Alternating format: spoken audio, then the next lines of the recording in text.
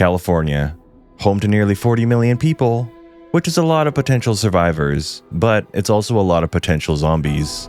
If an outbreak went global and there was no rescue, no stable supply chain, and no outside help coming, could you actually survive in the Golden State? Today I'm breaking that down with the pros and the cons of riding it out here. And just so we're all on the same page, I'm talking about classic zombies here. Slow and dumb but dangerous in numbers. Alright, let's kick things off with the pros and talk about what California actually gives you. California isn't just populated, it's industrial. You've got massive concentrations of warehouses, ports, distribution hubs, construction yards, and industrial supply chains. Even if the supply chain dies on day one, the physical inventory doesn't just vanish, it sits there. The Port of Los Angeles alone moved about 10.3 million container units in 2024. That's a ridiculous amount of material packed into one region. In an apocalypse, that translates into salvage density, not trade. The upside, survival critical stuff is everywhere. I'm talking tools, fasteners, tarps, fuel cans, generators, barriers, first aid, industrial PPE, and the boring stuff that keeps people alive. There's also structural advantages versus classic zombies, because zombies can't open doors, they can't work locks, and they definitely don't understand blocked access points. All the walls and barriers create separation, and separation keeps you alive. California is loaded with barrier-heavy spaces as well. Industrial units, fenced yards, loading bays, back rooms. Some of those layouts are genuinely defensible. Some are death traps, but the state has an unusual amount of variety, and that alone buys you time during the early chaos. Another pro is that California is basically multiple states stitched together. Dense coastal metros, sprawling suburbs, agriculture corridors, mountains, forests, deserts. The terrain variety matters because classic zombies win through accumulation and funnels. Terrain decides where funnels form, where movement gets forced. Open areas trade surprise for exposure. Sightlines improve, so you're a lot less likely to get ambushed. But it also means movement is easier to spot from farther away. Rough terrain, foothills, mountains can break up movement and limit approach angles. This reduces the odds of getting surrounded. The trade-off, rough terrain punishes humans more than zombies. Zombies don't get tired, you do. So terrain variety is a pro because it creates different risk profiles inside of one state. That matters a lot when the outbreak is global and there's no outside reset. And here's a problem you'll likely run into when all hell breaks loose. Early on, you're moving around and you're basically living on your phone or laptop, checking alerts, rumors, and updates. That means you're hopping on whatever Wi-Fi you can find. Airports, hotels, shelters, random cafes, you name it. And without an encrypted connection, that's like yelling your zombie survival plan across a panicked street so everybody can hear it. With an encrypted connection, it's like using a coded radio call that only your group can understand, even if someone's listening.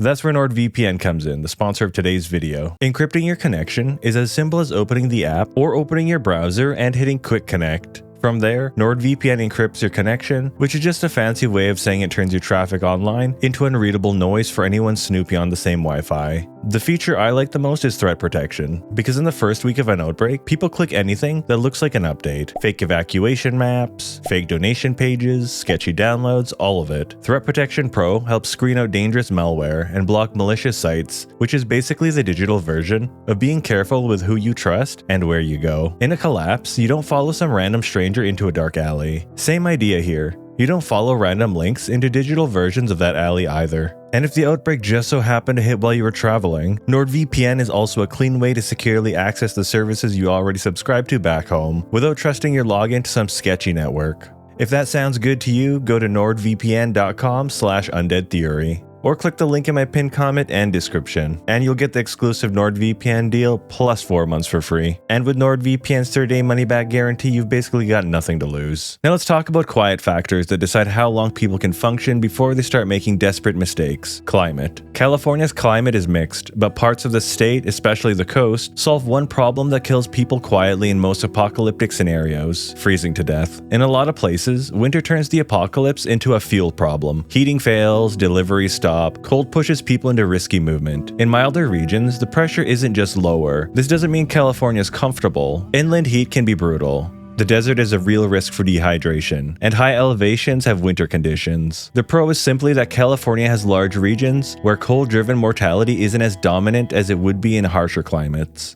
Alright, so surviving the first stretch is one thing. Long-term survival is mostly calories and water. So let's talk about food. California's agriculture output is insane. The state grows nearly half of the country's vegetables, over 3/4 of the country's fruits and nuts. That's massive food production capacity on paper. In a zombie apocalypse, this matters for one reason. Long-term survival isn't decided by how many canned goods are in your neighborhood. It's decided by whether a region can produce calories again. California at least has the land, the agricultural knowledge, and the existing production footprint to do that. There is one big asterisk though, and this matters in California more than most places. A lot of that agriculture is infrastructure dependent. Irrigation, pumping, water delivery. The state water project alone is a 700+ mile system, delivering water to about 27 million Californians and roughly 750,000 acres of farmland. So the pro is potential. The vulnerability is dependency. That tension is going to show up again when we talk about water. Alright, one more pro. Access and movement. California has multi-modal infrastructure. Highways, rail corridors, ports, and coastlines. In normal life, that's trade and travel. In a collapse, it becomes a map of where pressure moves. But it also creates options for organized groups and long-term rebuilding. Coastline access adds fishing capacity and alternative movement routes. Rail and highways create logistics corridors. The pro is that the infrastructure exists. The con, everybody knows it exists. So it's a bit of a double-edged sword. Now let's talk about what kills you in California, because the downsides are not subtle. First off, in major California metros, the collapse mechanism is predictable. Crowds concentrate at the same nodes: hospitals, freeways, big box stores, pharmacies, and family homes. That creates compression, blocked exits, and mass bite events. Classic zombies don't need to be smart to win the environment. Density turns one infected person into a chain reaction. Dense buildings turn into vertical funnels where escape routes clog. The biggest threat early on isn't zombies roaming everywhere. It's zombies forming exactly where people meet up. And once the crowd effect starts, it triggers the next problem automatically. California has huge population centers and limited exit corridors. That'd be dangerous even if the roads were empty. But the roads aren't empty. Los Angeles regularly ranks among the most congested cities in the world. That matters because panic doesn't create traffic from zero. It spikes an already stressed system. When large numbers try to move at once, the same few corridors become static traps. On-ramps, interchanges, bridges, narrow passes, and the cars don't just slow you down. They become the barrier. Highways turn into cages. Guardrails, concrete dividers, sound walls funneling people into the chute that has very few clean exits once it locks up. In a zombie outbreak, a gridlock is lethal because it combines immobilized people, noise, and blocked movement. It doesn't have to be cinematic to be deadly. Now let's get to the least exciting but most important con in California, and that is that California has water, which is a half-truth. California has water infrastructure, and that infrastructure depends on electricity, treatment chemicals, monitoring, repair, and pressure management. Even if taps run temporarily due to storage and residual pressure, long outages turn water into a systems problem. Once pressure drops, contamination risk rises. In real-world utility failures, loss of pressure is treated like a serious risk because outside contaminants can intrude into cracked or broken distribution systems. California also has the additional vulnerability of long-distance delivery. A lot of California's water doesn't just flow down from mountains. It gets pushed across the landscape by pumping. In some cases, it's pumped over major elevation changes. That whole system leans hard on electricity. If the grid fails, the water doesn't just slow down. It creates a hard separation between where the water is and where the people are. Major projects move water over hundreds of miles through aqueducts, pumping plants, and canals. If that system degrades, large regions are on a clock. And the presence of zombies makes that even worse, because now every time you need to go outside, you have to expose yourself to zombies. Every trip for water is a chance to be seen, followed, or cornered. Now let's add the hazard that California is famous for: wildfires. Because wildfires aren't a side note in California. It's a repeating threat. Statewide, most California wildfires are human-caused. In a world with no coordinated response, no prevention, and more people using open flames, generators, and improvised cooking, ignition events become common, and suppression becomes less reliable. Fire and zombies is a bad combination, especially because of the smoke. Ash impacts breathing, and fire forces movement. Forced movement is how people run into herds. It's how herds follow people into places that were quiet yesterday. Now for the California-specific threat most apocalypse scripts ignore. California's seismic risk is real. and is not rare on a multi-decade timeline. USGS estimates show significant odds of major earthquakes in both Southern California and the San Francisco Bay Area over the next 30 years. In normal life, a major quake already stresses water mains, roads, bridges, and emergency response. In a zombie apocalypse, a major quake is a multiplier event. It can damage water distribution, ignite fires through utility damage, break key corridors at the exact moment coordination is at its worst. California has a unique problem where the ground itself can trigger a second collapse on top of the first collapse. And once the scarcity and fear stack up, there's one more con that always shows up. California has a lot of resources, which means it attracts people. Even if a group survives the initial surge, scarcity creates movement pressure, outward from dense metros into suburbs, then into smaller towns and rural edges. That's not a guarantee in every pocket of the state, but it's a strong pattern in any collapse when population density and resource demand is high. Violence amplifies zombie risk because violence creates noise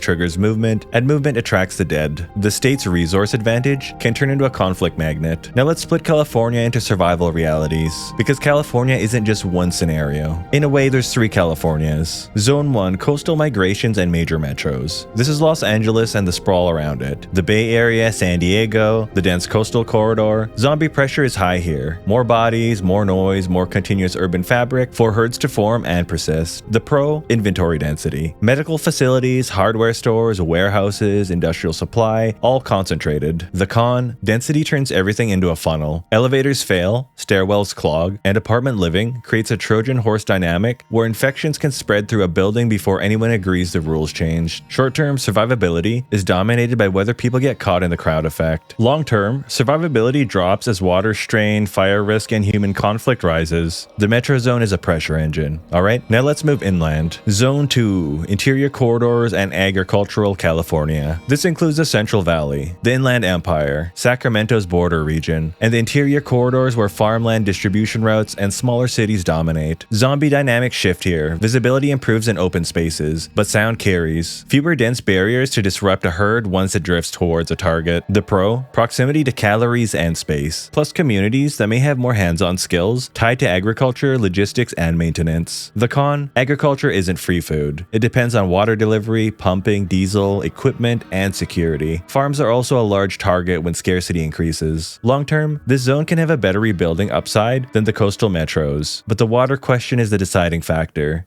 Alright, now last but not least is Zone 3. This is the Sierra, far northern California, the higher desert and mountain edges. Zombie pressure is often lower because population density is also lower, but the penalty for a bad encounter is much higher. Medical care is sparse and fragile out here. There are far fewer facilities to loot, and longer travel times to search for emergency supplies. Natural barriers can also limit approach angles. Lower density usually means fewer routine encounters. The trade-off, isolation. Winter at elevation is also a real survival constraint. This zone tends to reward competence and planning, but it punishes fantasy survival. If you're not prepared, it will eat you alive. Alright, now to answer the question you came here for. Can you survive a zombie apocalypse in California?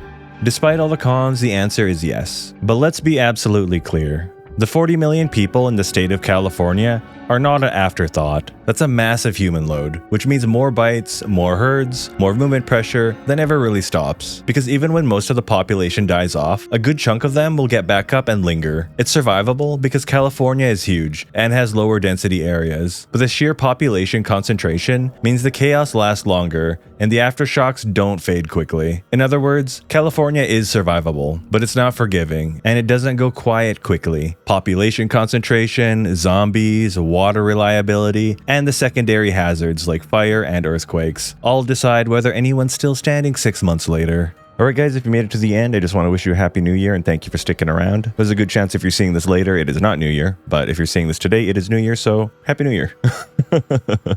And YouTube thinks you'll like this video. If you've already seen it, I've got a playlist of a lot more just like it. Till next time guys, cheers.